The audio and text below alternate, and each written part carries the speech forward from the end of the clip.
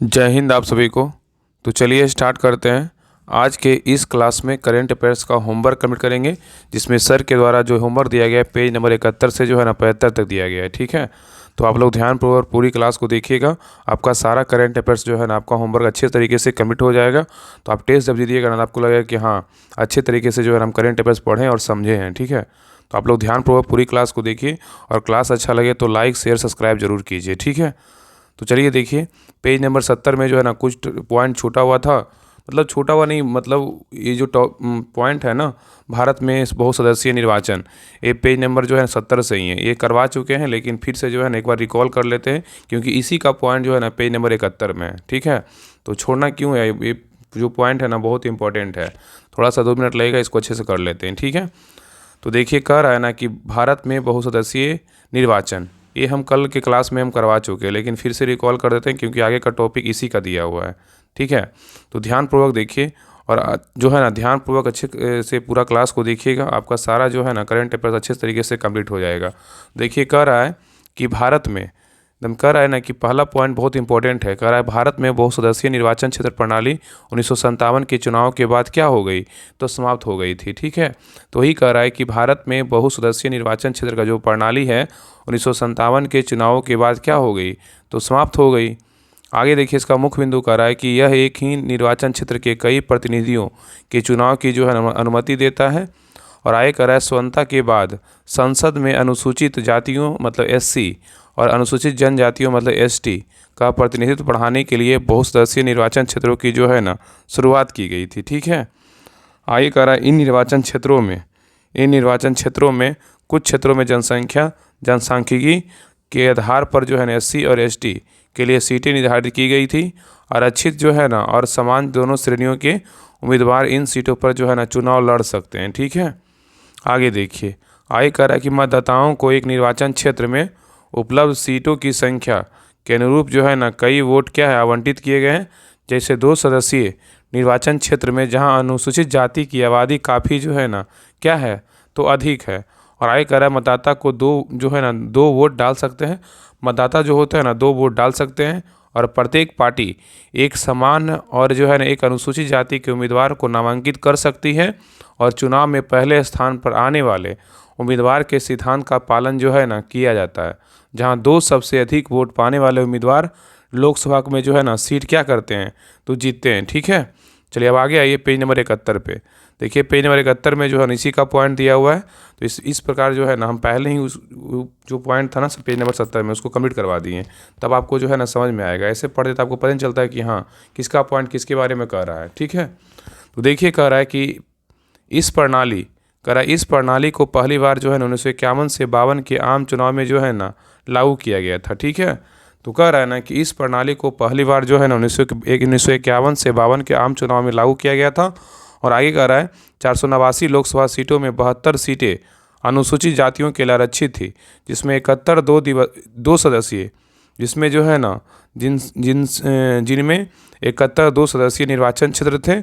इसके अतिरिक्त 26 सीटें जो है अनुसूचित जनजातियों के लिए क्या है निर्धारित की गई थी, जिसमें जो है ना 15 2 सदस्यीय निर्वाचन क्षेत्र थे।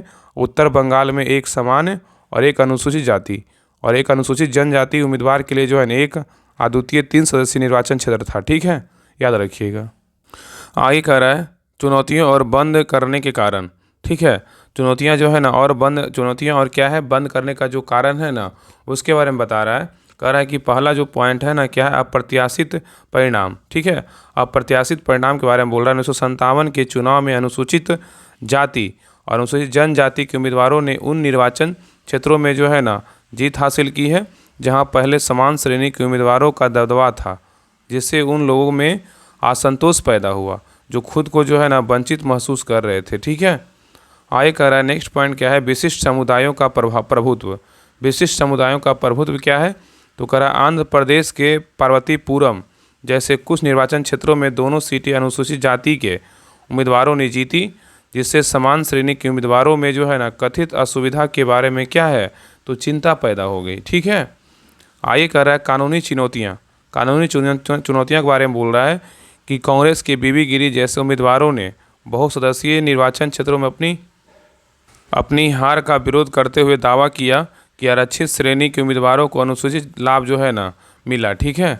आगे कह रहा है सर्वोच्च न्यायालय का निर्णय। सर्वोच्च न्यायालय का निर्णय के बारे में कह रहा है कि न्यायालय ने माना कि अनुसूचित जनजाति के उम्मीदवार बहुसदस्यीय निर्वाचन क्षेत्रों में जो है ना समान और आरक्षित दोनों सीटों पर जो है ना चुनाव क्या है तो लड़ सकते हैं, जिससे प्रणाली में जटिलता क्या है तो बढ़ गई। ठीक है।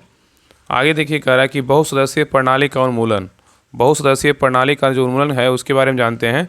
तो कह रहा है इन मुद्दों के समाधान के लिए सरकार ने 1961 में द्विसदनीय निर्वाचन क्षेत्र मतलब उन्मूलन अधिनियम पारित किया, जिसका उद्देश्य बहुसदस्यीय निर्वाचन क्षेत्रों को समाप्त करके अधिक संतुलित प्रतिनिधित्व जो है ना सुनिश्चित करना था। ठीक है। आगे देखिए कह रहा है बहुसदस्यीय निर्वाचन क्षेत्र से अनुभव से सीख। बहुसदस्यीय निर्वाचन क्षेत्र के अनुभव से सीख जो है ना इसके बारे में कह रहा है कि प्रणाली ने कार्यात्मक चुनावी प्रक्रियाओं को बनाए रखते हुए हाशिए पर पड़े समूहों के उचित प्रतिनिधित्व सुनिश्चित करने की जो है ना कठिनाई को जो है ना रेखांकित किया। ठीक है। तो कह रहा है कि प्रणाली के कार्यात्मक चुनावी प्रक्रियाओं को बनाए रखते हुए हाशिए पर पड़े समूहों के लिए उचित प्रतिनिधित्व सुनिश्चित करने की कठिनाई को रेखांकित किया। और आगे कर आगामी जनगणना और परिसीमन पर चर्चाएं समान प्रतिनिधित्व के मुद्दों पर जो है ना नए सिरे से ध्यान आकर्षित करती है और ख़ासकर दक्षिण राज्यों की संसदीय सीटों में संभावित कटौती के बारे में क्या है चिंताओं के बीच। ठीक है। अब नेक्स्ट टॉपिक है चिकित्सकों का पर जो है ना गठित नेशनल टास्क फोर्स। चिकित्सकों पर गठित नेशनल टास्क फोर्स के बारे में कह रहा है, इसके बारे में जानते हैं। तो कह रहा है सर्वोच्च न्यायालय के आदेश के बाद हाल ही में केंद्रीय स्वास्थ्य मंत्रालय ने डॉक्टरों की सुरक्षा को निर्धारित करने के लिए प्रोटोकॉल तैयार करने के उद्देश्य से जो है नेशनल टास्क फोर्स NTF के गठन के लिए जो है एक कार्यालय ज्ञापन जो है ना क्या किया तो जारी किया। ठीक है। तो कह रहा है ना कि सर्वोच्च न्यायालय के आदेश के बाद जो है हाल ही में केंद्रीय स्वास्थ्य मंत्रालय ने डॉक्टरों की सुरक्षा को निर्धारित करने के लिए प्रोटोकॉल तैयार करने के उद्देश्य से जो है नेशनल टास्क फोर्स मतलब NTF के गठन के लिए जो है एक कार्यालय क्या है तो ज्ञापन जारी किया। ठीक है। आगे कह रहा है क्या होती है टास्क फोर्स के बारे में जानते हैं। क्या होती है टास्क फोर्स। कह रहा है कि टास्क फोर्स लोगों या संगठनों का क्या होता है एक समूह होता है। तो टास्क फोर्स जो है ना लोगों या संगठनों का एक समूह होता है जो एक निर्धारित समय सीमा एवं संसाधनों के साथ किसी विशिष्ट लक्ष्य या कार्य को जो है ना पूरा करने के लिए क्या है गठित की जाती है। ठीक है। और टास्क फोर्स का उपयोग मतलब समानता जो है ना विभिन्न क्षेत्रों में किया जाता है जिनमें शामिल है पहला क्या है तो व्यवसाय के बारे में कह रहा है ना कि किसी परियोजना या विशिष्ट चुनौती के लिए जैसे कि दक्षता में सुधार करना या कोई नया उत्पाद लॉन्च करना यहाँ पे होता है। आगे देखिए नेक्स्ट है सरकार। तो अपराध सार्वजनिक स्वास्थ्य या आपातकालीन प्रतिक्रिया जैसे जटिल मुद्दों से निपटने के लिए होता है। ठीक है। नेक्स्ट है सेना के बारे में कह रहा है किसी विशिष्ट मिशन या ऑपरेशन को पूरा करने के लिए टास्क फोर्स का प्रयोग करते हैं। ठीक है। और नेक्स्ट है गैर लाभकारी गरीबी शिक्षा या पर्यावरण संरक्षण जैसे सामाजिक मुद्दे को संबोधित करने के लिए जो है ना टास्क फोर्स का जो है ना प्रयोग किया जाता है। ठीक है। नेक्स्ट टॉपिक देखिए क्या है लेडीज जस्टिस क्या है इसके बारे में जानते हैं। तो कह रहा है कि भारत के मुख्य न्यायाधीश DY चंद्रचूड़ ने सर्वोच्च न्यायालय के पुस्तकालय में लेडीज जस्टिस की एक नई प्रतिमा का अनावरण किया है। तो लेडीज जस्टिस क्या है ना तो कह रहा है कि भारत के मुख्य न्यायाधीश DY चंद्रचूड़ ने सर्वोच्च न्यायालय के पुस्तकालय में लेडीज जस्टिस की एक नई प्रतिमा का अनावरण किया है। और लेडीज जस्टिस या न्याय की देवी को दुनिया भर में जो है ना कानूनी व्यवहार में निष्पक्षता का पर्याय माना जाता है। ठीक है। नेक्स्ट है लेडीज जस्टिस की पृष्ठभूमि क्या है इसके बारे में जानते हैं। तो कह रहा यूनानी कवि हेसियोड लगभग 700 ईस्वी पूर्व के अनुसार थीमिस को न्याय एवं बुद्धि की देवी के रूप में जो है ना जाना जाता है। तो यहाँ पे कह रहा है ना कि यूनानी कवि जो है हेसियोड के बारे में कह रहा है ना कि यूनानी कवि हेसियोड लगभग 700 ईसा पूर्व के अनुसार थीमिस को न्याय एवं मूर्ति की देवी के रूप में जो है ना जानते हैं। ठीक है। आगे कह रहा है कि प्रथम रोमन सम्राट ऑगस्टस मतलब 27 ईस्वी पूर्व से 14 ईस्वी ने न्याय की पूजा की एक देवी के रूप में शुरू की जिसे जस्टिया के नाम से जो है ना जाना जाता है। ठीक है। आगे कह रहा है कि भारत में सर्वप्रथम वर्ष 1872 में कलकत्ता उच्च न्यायालय के निर्माण के दौरान लेडी जस्टिस की छवियां उकेरी गई थी। ठीक है। तो याद रखिए ये पॉइंट बहुत इंपॉर्टेंट है। तो यहाँ पे कह रहा है ना कि भारत में सर्वप्रथम बात करें कि भारत में सर्वप्रथम जो है ना कब और कहाँ के उच्च न्यायालय के निर्माण में के दौरान जो है ना लेडीज़ जस्टिस की छवियाँ उकेरी गई थी, तो 1872 में कलकत्ता उच्च न्यायालय के निर्माण के दौरान किया गया था। ठीक है, आगे देखिए प्रतिमा के बारे में जानते हैं क्या है। तो कह रहा है पुरानी लेडीज जस्टिस प्रतिमा में आंखों के पर पट्टी बंधी एक महिला अपने एक हाथ में तराजू और दूसरे हाथ में तलवार लिए होती है। ठीक है, नेक्स्ट है न्यायाधीशों के पुस्तकालय में स्थापित नई जो है ना 6 फुट ऊंची प्रतिमा साड़ी पहने एक महिला की है, जिसकी आंखों पर जो है ना पट्टी नहीं है। वह एक हाथ में तराजू पकड़े हुए है और दूसरे हाथ में तलवार की जगह जो है ना भारत के संविधान की एक क्या है तो प्रति है। ठीक है, आगे करा इस प्रतिमा को बनाने वाले भारत के मुख्य न्यायाधीश डी.वाई. चंद्रचूड़ के अनुसार पुरानी शास्त्रीय प्रतिमा में आंखों पर बंधी पट्टी न्याय की निष्पक्षता का प्रतीक है, जबकि निर्बाध दृष्टि वाली नई प्रतिमा का उद्देश्य यह दर्शाना है कि कानून अंधा जो है नहीं है, यह सभी को समान रूप से क्या है तो देखता है। ठीक है, नेक्स्ट है इस प्रतिमा का डिजाइन किसने किया, तो दिल्ली के भित्ति चित्रकार विनोद गोस्वामी के द्वारा जो है ना किया गया था। और नई प्रतिमा का उद्देश्य क्या है, तो इस प्रतिमा का नया रूप नए आपराधिक संहिताओं जैसे कानूनी सुधारों और भारत में कानूनी ढांचे को जो है ना उपनिवेशवाद से मुक्त करने के लिए जो है ना घोषित उद्देश्य से जो है ना बनाया गया है। ठीक है, आगे देखिए आगे कह रहा है कि जम्मू एवं कश्मीर में 5 सदस्यीय विधान जो है ना जम्मू एवं कश्मीर विधानसभा में 5 सदस्यों का मनोनयन, तो जम्मू और कश्मीर विधानसभाओं में 5 सदस्यों का मनोनयन किया गया, इसके बारे में जानते हैं।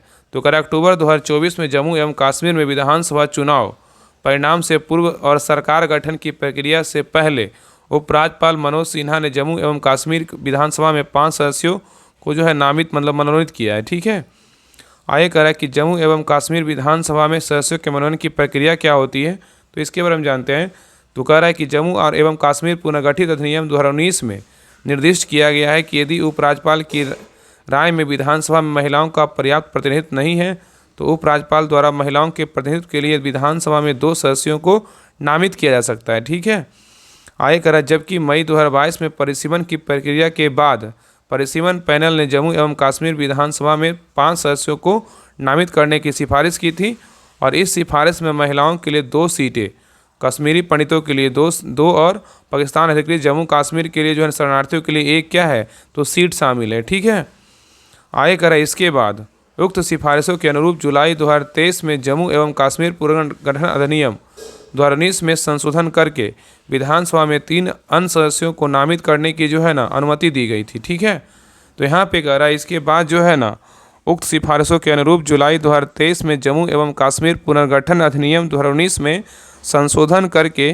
विधानसभा में 3 अन्य सदस्यों को नामित करने की जो है ना अनुमति दी गई, और विदित हो कि कश्मीरी पंडित प्रवासी समुदाय से 2 सदस्य जिनमें से 1 महिला होगी और 1 सदस्य पाकिस्तान के कब्जे वाले जम्मू एवं कश्मीर से क्या होगी विस्थापित व्यक्ति से होगा। ठीक है, आगे करा इस अधिनियम में स्पष्ट उल्लेख किया गया है कि ये नामांकन जम्मू एवं कश्मीर के उपराज्यपाल विवेक पर जो है ना निर्भर है। ठीक है, आगे करा विदित हो कि केंद्र शासित प्रदेश जो है ना केंद्र शासित जम्मू एवं कश्मीर प्रदेश विधानसभा गठन पुडुचेरी विधानसभा की तर्ज पर किया गया है, जहां 3 मनोनीत सदस्य निर्वाचित विधायकों के समान कार्य करते हैं और उनकी मताधिकार भी जो है ना प्रदान किया गया है। ठीक है, नेक्स्ट है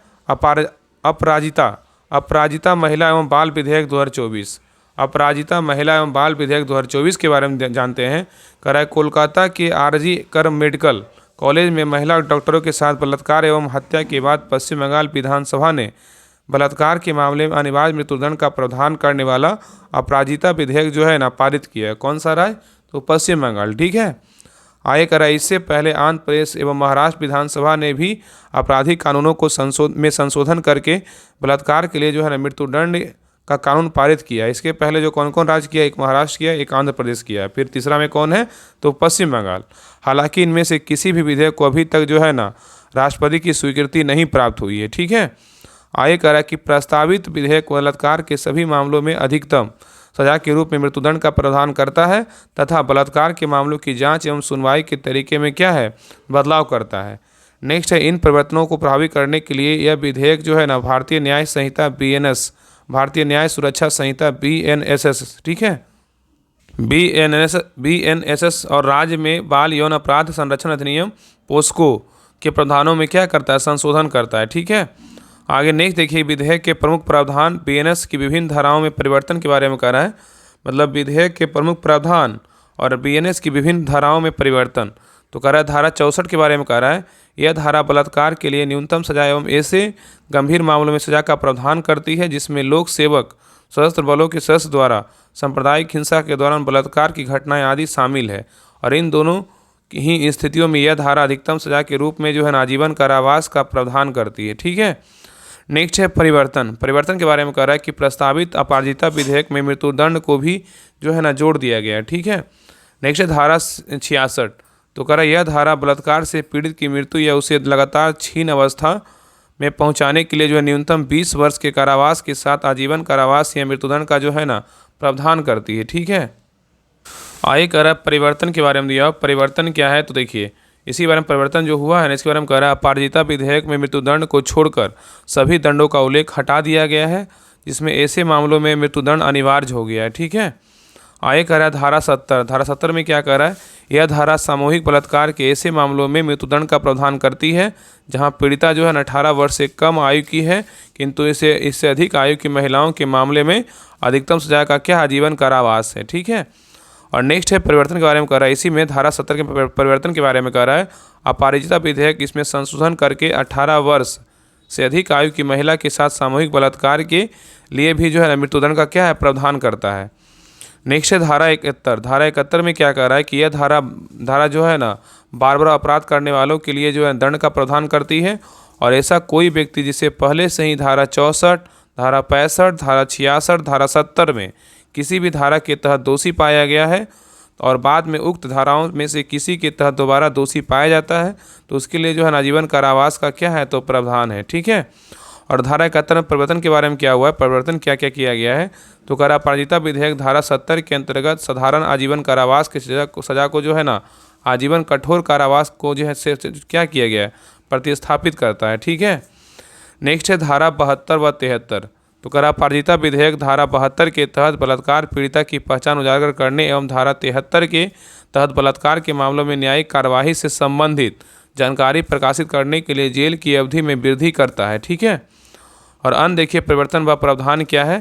देखिए पहला इसमें टॉपिक क्या है, एसिड अटैक संबंधी मामले में क्या होता है तो कह रहा अपराजिता विधेयक बीएनएस की धारा 124 के अंतर्गत एसिड अटैक मामले में हल्के दंड आजीवन कारावास से कम अवधि एवं जुर्माना को हटाकर आजीवन कठोर कारावास को एकमात्र दंड के रूप में जो है प्रावधान करता है। ठीक है। चलिए आगे देखिए। नेक्स्ट है पोक्सो अधिनियम में मृत्युदंड। पोक्सो अधिनियम में मृत्युदंड के बारे में बोल रहा है कि यह विधेयक पोस्को अधिनियम की धारा जो है 4 पेंसरेटिव सेक्सुअल असॉल्ट में संशोधन करके आजीवन कारावास जो है को मृत्युदंड से प्रतिस्थापित करता है। ठीक है। आगे कह रहा है कि टास्क फोर्स व विशेष न्यायालय अपराजिता विधेयक में बलात्कार के मामलों की जांच, सुनवाई एवं सख्त समय सीमा के भीतर निर्णय देने के स्पष्ट उद्देश्य से विशेष संस्थाओं का क्या है तो प्रावधान है। तो टास्क फोर्स व विशेष न्यायालय क्या कह रहा है कि अपराजिता विधेयक में बलात्कार के मामलों की जांच, सुनवाई एवं सख्त समय सीमा के भीतर निर्णय देने के स्पष्ट उद्देश्य से विशेष संस्थाओं का क्या है तो प्रावधान है। आगे कह रहा है विधेयक में बलात्कार के मामलों में जांच या सुनवाई को शीघ्र पूरा करने के उद्देश्य से जो है प्रत्येक जिला में विशेष न्यायालय स्थापित करने तथा एक विशेष लोक अभियोजक नियुक्त करने के लिए BNSS में क्रमशः धारा 29A और 29B भी क्या है तो शामिल की गई है।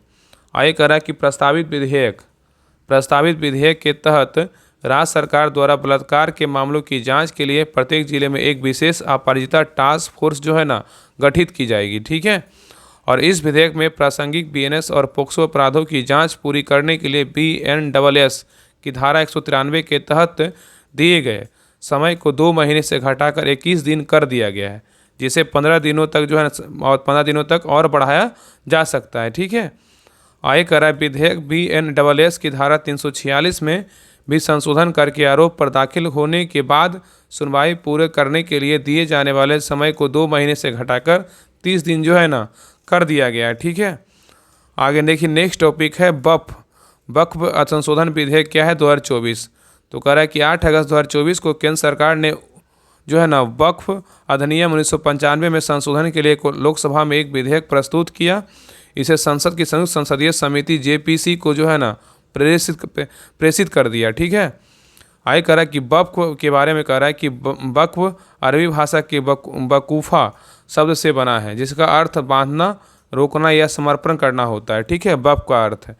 आगे कह रहा है इस्लामी मान्यता में धर्म के अनुसार दान की गई चल या अचल संपत्ति को वक्फ कहलाती है।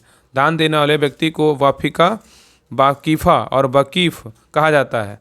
हालांकि संपत्ति दान करने की शर्त यह है कि उस चल अचल संपत्ति से होने वाली आय को इस्लाम धर्म की खिदमत मतलब सेवा में ही जो है ना व्यय किया जा सकता है। ठीक है, आय करा इस संपत्ति से गरीब व जरूरतमंदों की मदद करना, मस्जिद या अन्य धार्मिक संस्थाओं को बनाए रखना और शिक्षा की व्यवस्था करना और अन्य धार्मिक कार्यों के लिए धन देने संबंधी कार्य किए जा सकते हैं। ठीक है, आगे नेक्स्ट है भारत में वक्फ संपत्ति।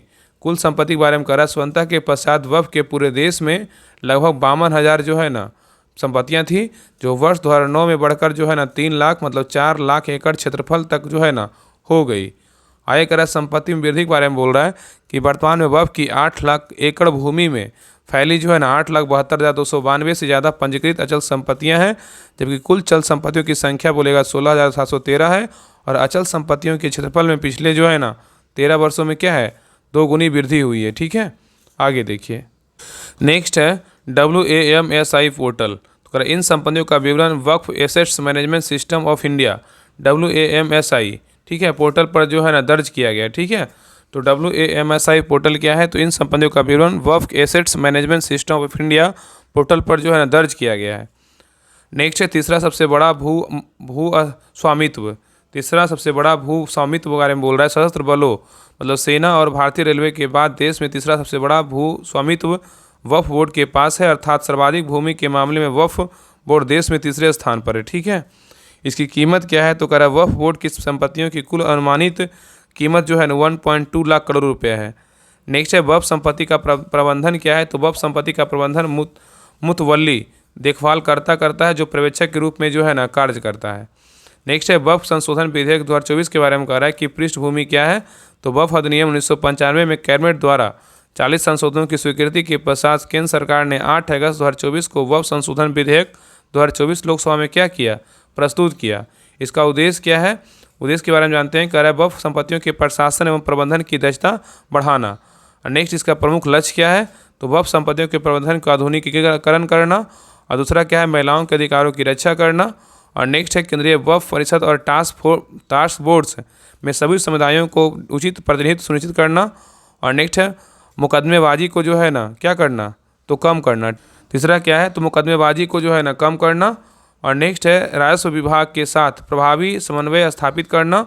और नेक्स्ट है न्यायाधिकरण के निर्णयों को न्यायिक निगरानी करना। ठीक है, नहीं देखिए कह रहा है कि वक्फ बोर्ड दे के बारे में कह रहा है कि वक्फ अधिनियम 1995 के तहत वक्फ संपत्तियों के प्रबंधन के लिए प्रत्येक राज्य में जो है ना एक वक्फ बोर्ड के गठन का प्रावधान किया गया है और इसके तहत सभी वक्फ संपत्तियों का पंजीकरण संबंधित राज्य वक्फ बोर्ड में अनिवार्य होता है। ठीक है, आगे कह रहा है केंद्र ने सभी वक्फ बोर्ड के साथ तालमेल, तो कह रहा है केंद्र ने सभी वक्फ बोर्ड के साथ तालमेल के लिए केंद्रीय वक्फ परिषद का गठन किया। और Waqf assets management system of India के अनुसार देश में कुल जो है ना 30 वक्फ बोर्ड्स हैं। ठीक है, वक्फ बोर्ड का प्रमुख कार्य वक्फ संपत्तियों का पंजीकरण, संरक्षण व प्रबंधन करना। और बोर्ड यह सुनिश्चित करता है कि वक्फ संपत्तियों का उपयोग धार्मिक और चैरिटेबल उद्देश्यों के लिए जो है ना हो रहा है। ठीक है, आगे कह रहा है वक्फ बोर्ड के पास वक्फ संपत्तियों का निरीक्षण करने और उन पर नियंत्रण रखने का अधिकार होता है। और यह बोर्ड वक्फ संपत्तियों के प्रबंधकों की नियुक्ति और उनके कार्यों की क्या करती है, समीक्षा भी करता है। ठीक है, आगे देखिए आगे नेक्स्ट टॉपिक क्या है, जम्मू कश्मीर के उपराज्यपाल की शक्तियों में विस्तार। जम्मू कश्मीर के उपराज्यपाल की शक्तियों में विस्तार क्या है, क्या क्या हुआ है, इसके बारे में जानते हैं। तो जम्मू कश्मीर में अब उपराज्यपाल की प्रशासनिक ताकत और जो है ना ज़्यादा बढ़ गई है। उन्हें अब दिल्ली के उपराज्यपाल जैसी शक्तियाँ दी गई हैं। इसके लिए केंद्रीय गृह मंत्रालय ने 13 जुलाई 2024 को जम्मू और कश्मीर पुनर्गठन अधिनियम में संशोधन किया। ठीक है, और इसके बाद अब जम्मू कश्मीर के उपराज्यपाल दिल्ली के LG की तरह अधिकारियों को ट्रांसफ़र, पोस्टिंग जैसे फैसले जो है ना कर पाएंगे। नेक्स्ट है गृह मंत्रालय के फैसले के बाद अब जम्मू कश्मीर के उपराज्यपाल की प्रशासनिक भूमिका का दायरा बढ़ा दिया गया है। ठीक है, इस संशोधन के बाद उपराज्यपाल को अब पुलिस, कानून व्यवस्था, अखिल भारतीय सेवाएं मतलब AIS से जुड़े मामले में ज़्यादातर अधिकार होंगे। ठीक है, पहले AIS से जुड़े मामलों में जिनमें वित्त विभाग की सहमति जरूरी होती है और उनके तबादलों तथा नियुक्तियों के लिए वित्त विभाग की मंजूरी जरूरी था, लेकिन जो है ना वो उपराज्यपाल को इन मामलों में भी ज़्यादा जो है अधिकार मिल गए हैं। ठीक है, आगे कह रहा है संशोधित नियमों में प्रमुख बिंदु क्या है, तो कह रहा है कि 42 का ए, पुलिस, सार्वजनिक व्यवस्था, अखिल भारतीय सेवा और भ्रष्टाचार निरोधक ब्यूरो से जुड़े किसी भी प्रस्ताव को तब जो है ना तब तक मंजूर या नामंजूर नहीं किया जा सकता जब तक मुख्य सचिव के जरिए उसे राज्यपाल के सामने नहीं रखा जाए। अभी इनमें जुड़े मामलों में वित्त विभाग की सहमति लेना क्या है, तो जरूरी है। ठीक है, आगे कह रहा है 42 के बी के बारे में कह रहा है किसी प्रकरण में केस चलाने की मंजूरी देने या ना देने और अपील दायर करने के संबंध में कोई भी प्रस्ताव विधि विभाग मुख्य सचिव के जरिए उपराज्यपाल के सामने जो है ना रखा जाना क्या है, तो जरूरी होगा। नेक्स्ट है 23वें विधि आयोग का गठन। 23वें विधि आयोग का गठन के बारे में कह रहा है कि हाल ही में केंद्र सरकार ने 23वें विधि आयोग के गठन की अधिसूचना जारी की है और इसके कार्यकाल 3 वर्ष जो है ना 3 वर्ष मतलब 1 सितंबर 2024 से लेकर 31 अगस्त 2027 तक होगा। ठीक है, 23वें विधि आयोग का।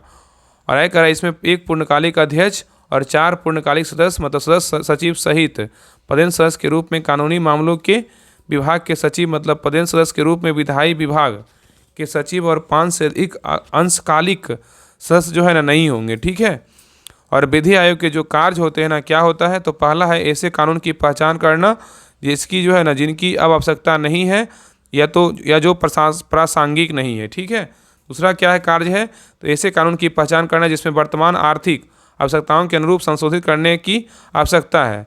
और तीसरा कार्य क्या है, बदलाव की आवश्यकता वाले कानून के लिए जो है संशोधन सुझाना। ठीक है, आगे देखिए नेक्स्ट कार्य क्या है, तो गरीबों को प्रभावित करने वाले कानूनों की जांच करना। और नेक्स्ट है न्यायालय की प्रक्रियाओं को सरल बनाने के लिए सुझाव देना। और नेक्स्ट है राजनीति निदेशक के सिद्धांतों के आलोक में कानून की समीक्षा करना। ठीक है, और नेक्स्ट कार्य क्या है, सरकार द्वारा विशेष रूप से संदर्भित कानून और न्यायिक प्रशासन विषयों पर विचार करना। ठीक है, आगे देखिए विधि आयोग के बारे में दिया हुआ है, कह रहा है कि विधि आयोग केंद्र सरकार द्वारा गठित एक गैर संवैधानिक निकाय है। ठीक है, कौन, विधि आयोग। और यह कानून और न्याय मंत्रालय के सलाहकार निकाय के रूप में जो है ना काम करता है, कौन, विधि आयोग। ठीक है, आगे कह रहा है इसका लक्ष्य समाज में न्याय को सुलभ बनाने और विधि के शासन के तहत सुशासन को बढ़ावा देने के लिए कानूनों में जो है सुधार का सुझाव देना है। ठीक है, नेक्स्ट है यह सरकार को रिपोर्ट के रूप में सिफारिशें करता है और इसने अभी तक जो है 281 रिपोर्ट जो है ना प्रस्तुत की है। ठीक है, और नेक्स्ट है प्रथम स्वतंत्रता पूर्व विधि आयोग की स्थापना 1834 में भारत में ब्रिटिश सरकार द्वारा की गई थी। तो प्रथम स्वतंत्रता पूर्व विधि आयोग का जो स्थापना हुआ था 1834 में भारत में ब्रिटिश सरकार द्वारा की गई थी। और नेक्स्ट है यह 1833 के चार्टर अधिनियम द्वारा स्थापित किया गया था और इसकी अध्यक्षता जो है लॉर्ड मैकाले ने की थी। नेक्स्ट है स्वतंत्र भारत का पहला विधि आयोग वर्ष 1955 में स्थापित किया गया था। यहाँ पे क्वेश्चन पूछेगा कि स्वतंत्र भारत का पहला विधि आयोग का जो गठन हुआ था कब हुआ था, तो 1955 में किया गया था और जिसकी अध्यक्षता जो है ना MC सीतलवाड़ ने किया था। और नेक्स्ट है भारत की आज़ादी के बाद अब तक जो है ना 22 विधि आयोग जो है ना गठित हो चुके हैं। ठीक है, नेक्स्ट टॉपिक क्या है, 3 नए आपराधिक कानून लागू। 3 नए आपराधिक कानून जो लागू हुआ है उसके बारे में जानते हैं। करा 1 जुलाई 2024 से 3 नए आपराधिक कानून मतलब भारतीय न्याय संहिता BNS 2023, भारतीय नागरिक सुरक्षा संहिता BNSS 2023 और भारतीय साक्ष्य अधिनियम BSA 2023 से जो है ना प्रभावी हो गया। ठीक है, कब से, 1 जुलाई 2024 से, 1 जुलाई 2024 से। ठीक है, आगे करा इसका मुख्य बिंदु क्या है जिसके बारे में जानते हैं।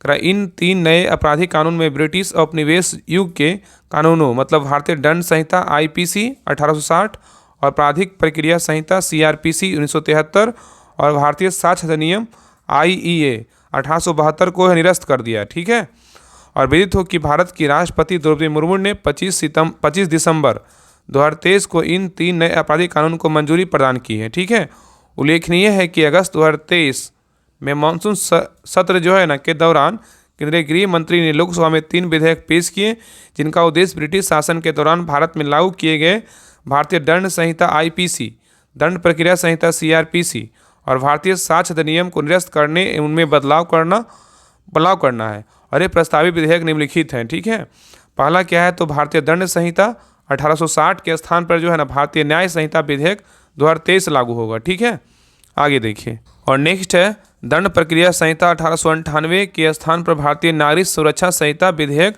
2023 काम करेगा। ठीक, मतलब लागू होगा।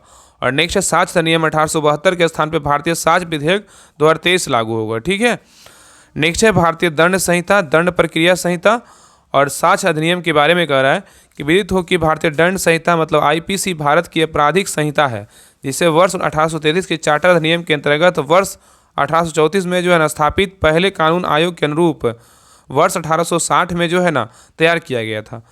तो याद रखिएगा ना कि कह रहा है कि विदित हो कि भारतीय दंड संहिता जो आईपीसी है भारत की आपराधिक संहिता है, जिसे वर्ष 1833 के चार्टर अधिनियम के अंतर्गत वर्ष 1834 में स्थापित पहले कानून आयोग के अनुरूप जो है ना वर्ष 1860 में तैयार किया गया था। आगे कह रहा है कि दंड प्रक्रिया संहिता मतलब सीआरपीसी भारत में आपराधिक कानून के प्रशासन के लिए प्रक्रियाएं प्रदान करती है। इसे वर्ष 1973 में अधिनियमित किया गया और 1 अप्रैल 1974 को जो है प्रभावी हुआ। ठीक है। आगे कह रहा है कि भारतीय साक्ष्य अधिनियम जो मूल रूप से ब्रिटिश शासन के दौरान वर्ष 1872 में इंपीरियल लेजिस्लेटिव काउंसिल द्वारा भारत में पारित किया गया था और भारतीय न्यायालयों में साक्ष्य की स्वीकार्यता को नियंत्रित करने वाले यहाँ पे कह रहा है कि भारतीय न्यायालयों में साक्ष्य की स्वीकार्यता को नियंत्रित करने वाले नियमों और संबंध मुद्दे का जो है एक सेट क्या है तो शामिल है। नेक्स्ट है सार्वजनिक परीक्षा अनुसूचित संसाधनों की रोकथाम अधिनियम क्या है 2024। तो कह रहा हाल ही में क्रमिक लोक शिकायत और पेंशन मंत्रालय भारत सरकार के तहत क्रमिक और प्रशिक्षण विभाग ने सार्वजनिक परीक्षा अनुचित संसाधनों की रोकथाम अधिनियम 2024 की धारा 1 की उपधारा 2 के तहत उक्त अधिनियम के सभी प्रावधान 21 जून 2024 से क्या हो गए प्रभावी हो गए। ठीक है। आगे करा इस अधिनियम का उद्देश्य भारत में आयोजित सार्वजनिक परीक्षाओं और समान प्रवेश परीक्षाओं में अनुसूचित साधनों को रोकना है और इस अधिनियम के तहत सभी अपराध संज्ञेय गैर जमानती और क्या है गैर समनीय होंगे। ठीक है। आगे करा इस अधिनियम समय से पहले परीक्षा से संबंधित गोपनीय जानकारी का खुलासा करने और परीक्षा केंद्रों में व्यवधान पैदा करने के लिए अनाधिकृत लोगों के प्रवेश पर भी क्या है रोक लगाता है। आगे करा ये सभी अपराध धारा 10 के तहत न्यूनतम 30 वर्ष के कारावास से दंडनीय है, जिसे 5 वर्ष तक जो है ना बढ़ाया जा सकता है और 10 लाख रुपए तक जो है जुर्माने से क्या है दंडनीय है। और यह हुआ जुर्माना अदा करने में विफल रहता है जो भारतीय न्याय संहिता 2023 के प्रावधानों के अनुसार कारावास के अतिरिक्त सजा दी जाएगी। ठीक है। नेक्स्ट टॉपिक क्या है दूरसंचार अधिनियम 2023। तो 21 जून 2024 को भारत सरकार ने दूरसंचार अधिनियम 2023 मतलब 2023 का 44 की धारा 1 की उपधारा 3 के तहत दी गई शक्तियों का प्रयोग करते हुए अधिसूचित किया गया है। ठीक है कि उक्त अधिनियम की धारा 1, 2, 10 से लेकर 30 और 42। ठीक है 30 और 42, 44, 46, 47, 50 से जो है 58, 61 और 62 के प्रावधान 26 जून 2024 से जो है लागू होंगे और इस अधिनियम के द्वारा 138 साल पुराने भारतीय टेलीग्राफ अधिनियम 1885 और वायरलेस टेलीग्राफ अधिनियम 1933 और टेलीग्राफ तार अवैध कब्जा अधिनियम जो है 1950 को क्या किया निरस्त कर दिया गया। ठीक है। आगे करा हालांकि दूरसंचार अधिनियम 2023 की धारा 59 जो भारतीय दूरसंचार नियामक प्राधिकरण TRAI अधिनियम 1997 से क्या है संबंधित है और बाद में क्या होगी लागू होगी। ठीक है। आगे करा विदित हो कि इस अधिनियम को पहली बार तत्कालीन केंद्रीय इलेक्ट्रॉनिक्स और सूचना प्रौद्योगिकी मंत्री अश्विनी वैष्णव ने संसद के शीतकालीन सत्र के दौरान 18 दिसंबर 2023 को लोकसभा में दूरसंचार विधेयक 2023 के रूप में पेश किया था और 20 दिसंबर 2023 को लोकसभा में पारित किया गया था। ठीक है। आगे कह रहा है कि बाद में इस विधेयक को 21 दिसंबर 2023 को राज्यसभा द्वारा पारित किया गया तथा भारत की राष्ट्रपति द्रौपदी मुर्मू ने 24 दिसंबर 2023 को दूरसंचार विधेयक 2023 को जो है ना स्वीकृति दी। ठीक है। नेक्स्ट टॉपिक क्या है जम्मू कश्मीर में शत्रु एजेंट अध्यादेश। जम्मू कश्मीर में शत्रु एजेंट अध्यादेश के बारे में कह रहा है कि हाल ही में जम्मू कश्मीर के पुलिस महानिदेशक DGP ने कहा है कि जो लोग जम्मू कश्मीर में आतंकवादियों की मदद करते हुए पाए जाते हैं उन पर शत्रु एजेंट अध्यादेश 2005 के तहत जांच एजेंसियों द्वारा मुकदमा चलाया जाना चाहिए और इस कानून के तहत आजीवन कारावास या मौत की सजा का प्रावधान है। ठीक है। किसमें जम्मू कश्मीर शत्रु एजेंट के अध्यादेश के बारे में। ठीक है। आगे करा शत्रु एजेंट अध्यादेश 2005 को जम्मू कश्मीर संविधान अधिनियम 1996 की धारा 5 के तहत जो है प्रख्यापित किया गया है। तो शत्रु एजेंट अध्यादेश जो है ना 2005 को जम्मू कश्मीर संविधान अधिनियम 1996 की धारा 5 के तहत प्रख्यापित किया गया था और इस अध्यादेश के तहत अपराध के लिए मौत या आजीवन कठोर कारावास या 10 साल तक के कठोर कारावास की सजा हो सकती है और जुर्माना भी लगाया जा सकता है। नेक्स्ट है दिव्यांगजन अधिकार संशोधन अधिनियम क्या है 2024। दिव्यांग जन अधिकार संशोधन अधिनियम क्या है 2024, मतलब दिव्यांग जन अधिकार का नियम जो 2024 के बारे में जानते हैं क्या क्या है। तो अक्टूबर 2024 में केंद्र सरकार ने संशोधित दिव्यांग जन अधिकार नियम 2024 को जो है ना क्या किया, अधिसूचित किया। और राष्ट्रीय दिव्यांग जन अधिकार मंच NBRD के अनुसार नए नियम दिव्यांगता प्रमाण पत्र प्राप्त करने की प्रक्रिया को अधिक कठोर और क्या है बोझिल बनाते हैं। नेक्स्ट है दिव्यांग जन अधिकार जो है ना RPWD नियम 2024 के बारे में कह रहा है कि क्या है, तो दिव्यांग व्यक्तियों के अधिकार अधिनियम 2016 की धारा 100 धारा मतलब 1 और 2 द्वारा प्रदत्त शक्तियों का प्रयोग करते हुए केंद्र सरकार द्वारा दिव्यांग व्यक्तियों के अधिकार नियम 2017 में क्या है संशोधन किया गया है। आगे कह रहा है कि केंद्र सरकार द्वारा जारी अधिसूचना के अनुसार इन नियमों को दिव्यांग व्यक्तियों के अधिकार संशोधन नियम 2024 जो है ना, बाकी आगे जो है नहीं तक होमवर्क था, आगे क्लास जब करवाएंगे सर तो होमवर्क देंगे तो फिर आगे क्लास जो है ना कंटिन्यू आपका उसमें कंप्लीट करवाएंगे, ठीक है। तो ये रहा होमवर्क करंट अफेयर्स का 71 से जो है ना 75 तक सर के द्वारा होमवर्क दिया गया था, तो ये सारा कंप्लीट हो गया। भाई क्लास कैसा लगा आप लोग कमेंट सेक्शन में ज़रूर बताइएगा, और क्लास को जो है ना सभी लोग लाइक शेयर ज़रूर कीजिए।